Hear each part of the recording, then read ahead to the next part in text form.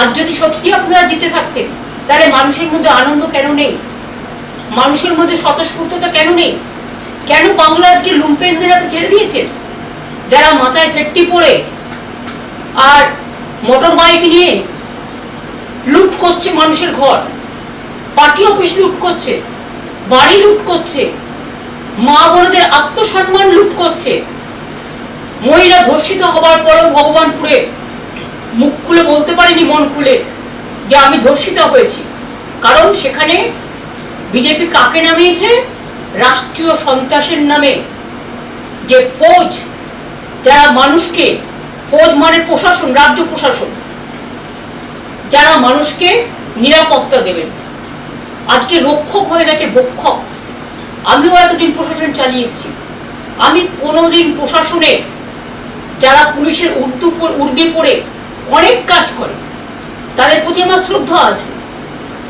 আমার সাথেও তো তারা কাজ করেছে, আমরা কখনো এসব জিনিস করতে বলিনি, কারণ এই রাজনীতি আমরা বিশ্বাস করি না। যার জন্য 2011-তে পরিবর্তন হওয়ার পরে আমরা রবীন্দ্রসঙ্গীত বাজাতে বলেছিলাম, নজরুল সঙ্গীত বাজাতে বলেছিলাম, আর এবারে তো রবীন্দ্র জয়ন্তীটাই পালন হলো না। আমি নিজে পারমিশন চেয়েছিলাম, দেয়নি। আমরা তখন আমার নিজের বাড়িতে এখানে আমরা রবীন্দ্র জয়ন্তী পালন করেছি। আজকে এমন অবস্থা, একটা মিটিং করতে পারমিশন দেওয়া হচ্ছে না। প্রতিদিন আমাদের নির্বাচিত কাউন্সিলরদের অ্যারেস্ট করা হচ্ছে, মিউনিসিপ্যালিটি কাউন্সিলরদের অ্যারেস্ট করা হচ্ছে, মিউনিসিপ্যালিটির ঘরগুলো গুন্ডারা গিয়ে দখল করছে। 2500-এর বেশি পার্টি অফিস আমাদের লুম্পেনরা দখল করে নিয়েছে পুলিশকে সামনে রেখে। এবং আমাদের নেতারা যখন পুলিশকে ফোন করে জানাচ্ছে আমার সব লুট করে নিচ্ছে বাড়ি থেকে, আমার ক্লাব ঘর থেকে, আমার পার্টি অফিস থেকে, তখন পুলিশ বলছে ইনস্ট্রাকশন আছে।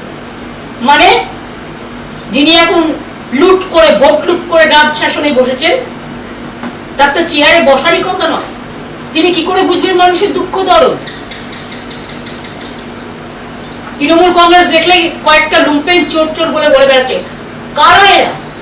এরা বাংলার লোক নয়, বহিরাগত।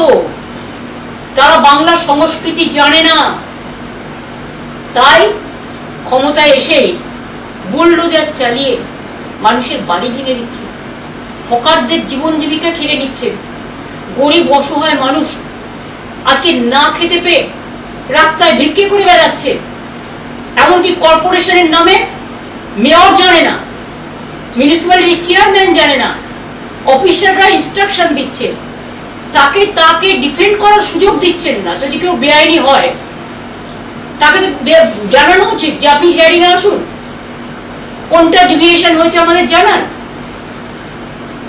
হিয়ারিং এ এসে যদি আপনি দেখেন ছোটখাটো ডিভিয়েশন, তাহলে সেখানে অ্যামেন্ডমেন্ট করা আছে, পেনাল্টি করতে পারে।